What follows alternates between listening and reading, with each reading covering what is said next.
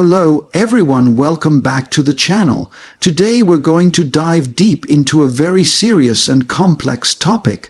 The report that Yemeni missiles have allegedly breached Israel's Iron Dome defense system and hit Tel Aviv. We'll break down the claims, examine the evidence, analyze how these systems work, consider the broader context, and ask the critical questions, so by the end, you'll have a clearer understanding of what's plausible, what's contested, and what remains uncertain. So let's begin by laying out what the reports are saying. According to multiple media outlets, a ballistic missile or missiles launched from Yemen, claimed by Houthi forces, somehow penetrated Israel's air defense umbrella and struck in or near Tel Aviv. Some sources call it a hypersonic ballistic missile, others refer to it as the Palestine II missile. Israeli media and investigations are cited to back the claim that interceptors failed to take down the incoming missile S, which exploded over or landed in Jaffa, causing damage, injuries, and raising serious questions about Israel's defense systems. In one version, interceptors struck the missile but failed to destroy it fully, meaning fragments hit ground. On the Israeli side, the official story is more cautious. Their military insists that the missile was intercepted or that it exploded in midair and that any damage was from falling debris, not a full breach. Some IDF statements reportedly point to a technical malfunction in the interceptor. In any case, they opened a probe into how one, or more, missiles managed to slip through or partially survive the interception attempt. Now, before accepting any version wholesale, we need to understand the technical and strategic dimensions. First, how does the Iron Dome and related Israeli missile defense architecture work? Israel operates a layered air defense system. The Iron Dome is designed to deal primarily with short to medium range rockets, artillery, and mortar fire. It calculates the trajectory of incoming projectiles if it deems an intercept feasible and necessary, i.e., it would hit a populated area. It launches an interceptor to destroy it. For higher-grade missile threats, Israel has additional systems, such as David's Sling for medium to long-range missiles and arrow systems for high-altitude, long-range ballistic trajectories. The idea is that one system covers what the prior cannot. Given this setup, for a missile from Yemen to hit Tel Aviv, it must either deliberately evade or overwhelm those layers or b. exploit a weakness or failure in them. The reports imply that the incoming missile was of high sophistication, hypersonic or advanced ballistic type, making its interception much more difficult. Hypersonic missiles are known for very high speed, maneuverability, and limited warning times, making interception extremely challenging with existing defenses globally. Now, let's evaluate the evidence for the breach. The strongest claims are the fact that interceptors were launched but failed to intercept, the explosion or fragments falling over Jaffa in an open area or near populated areas, the proximity of the explosion a few kilometers to Ben Gurion Airport, implying that if the missile had been intercepted earlier, it would not have been so close. Admission by Israeli authorities that a probe was needed, which suggests they do view the event as something unaccounted for by their systems. On the other hand, factors that call into question the total breach narrative include the possibility that the interception was partially successful, i.e., trajectory was altered, fragmentation occurred, making the final impact from secondary debris rather than direct hit, the lack of unequivocal visual proof, photos or video showing a missile intact hitting Tel Aviv, just fragmented evidence and damage reports. Denials or qualified statements by Israeli defense officials that their systems worked or that any failure was technical, not structural.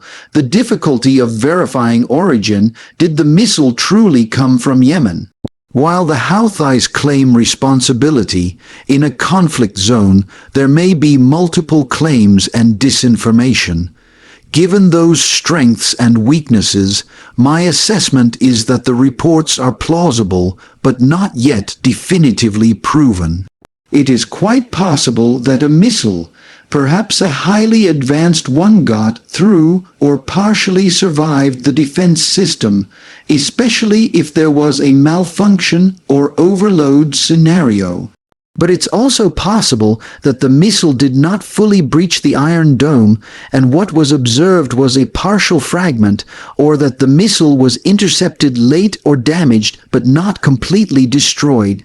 To say Iron Dome has failed as a system might be premature, but it is clear that serious doubts have been raised. Now, why would Yemen or the Houthis attempt such a strike? Strategically, this is a way of projecting power far beyond their own territory, signaling to Israel, its allies, and the region that even advanced defense systems can be challenged. It also fits into the broader regional proxy dynamics. Yemen's Houthis are aligned with Iran and are often seen as a proxy in conflicts with Israel. By claiming successful missiles inside Israel, they boost morale, propaganda value, and negotiating leverage. Also, from their perspective, Israel is already engaged in other fronts: Gaza, Lebanon, etc. So stretching defenses is a way to force resource dispersion. From Israel's side, the breach claim, or the admission of a gap, is politically and militarily sensitive. Their air defense systems are among their most touted strategic assets, and their ability to shield civilian populations is central to their doctrine. A failure or a breach, even if partial, undermines both perceived deterrence and internal confidence. Israel will want to minimize the perception of systemic weakness.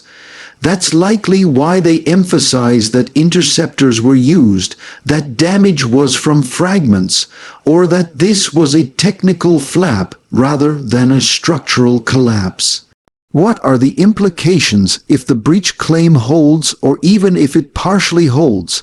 First, it suggests that Israel's air defenses may be more vulnerable than commonly understood, especially to next-generation attack systems like hypersonic missiles.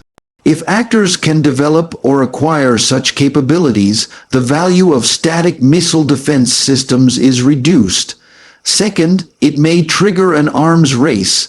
Israel might double down on defense upgrades, signal to allies for better systems, or pursue preemptive strikes. Third, it escalates regional tensions. If it is perceived that Israel is vulnerable, other actors, Iran, Hezbollah, etc., may intensify efforts.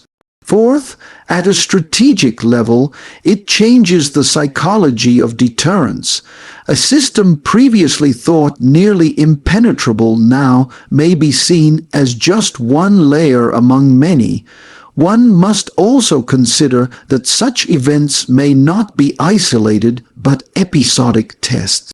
A single successful penetration does not mean the system is broken, but it does act as a proof of concept for adversaries. If one missile gets through, perhaps some future barrage, saturation attack, or more advanced missile cluster could succeed. So it tests boundaries. Let me raise a few critical questions that remain open. What was the exact missile type, its speed, trajectory, and technology maneuverability, warhead size? Without that, it's hard to judge how close it was to surpassing defense thresholds. What was the condition of the interceptors? Did they suffer from maintenance, software bugs, sensor degeneration, or failures in radar tracking? Was the missile purposely designed or altered to evade detection, stealth, radar-absorbing coatings, irregular trajectory? Could there have been collusion, inside intelligence leak, or insider sabotage helping it get too close? Was the defense overwhelmed? Multiple simultaneous attacks forcing prioritization, or was this a single missile event? What adjustments will Israel make? Will they change tactics, upgrade sensors, add new layers, or shift toward offense over defense more? How credible are the claims by Yemen or the Houthis? Are they exaggerating success? Could statements be inflated for propaganda? In summary, the report that Yemen launched missiles breached the Iron Dome and hit Tel Aviv is alarming and potentially a pivotal moment. The evidence is mixed but compelling enough to demand serious scrutiny. The claims strain Israel's defense narrative and raise doubts about the reliability of missile defense systems when faced with advanced threats. At the same time, Israel's counterclaims and internal investigations suggest that they view the event as a technical challenge, not a systemic collapse. If I were producing a visual version of this review, I would include maps showing Yemen to Israel missile range, diagrams of layered defense, comparative speeds and trajectories, animations of interception attempts, and side-by-side claims from both sides. But since we are working in script mode, the key takeaway is that in modern warfare, even advanced defense systems are fallible, especially when confronted by evolving technologies like hypersonic or maneuvering missiles. Thank you for sticking with me through this complex topic. If you like, I can also prepare a shorter summary, list of key dates and events, or a visual storyboard for a video.